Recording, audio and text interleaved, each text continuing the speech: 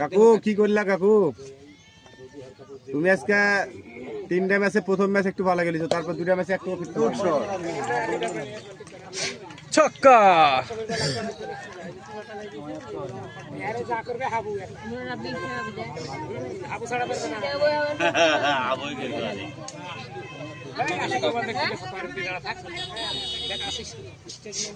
এ মারতে দে, 1 রান না করলে ভালো লাগবে না খেলে।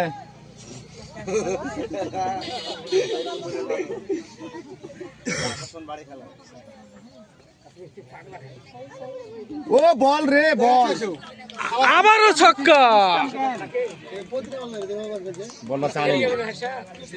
আমার বন্ধু শওকত 71 রানের টার্গেট দিছে, দেখি।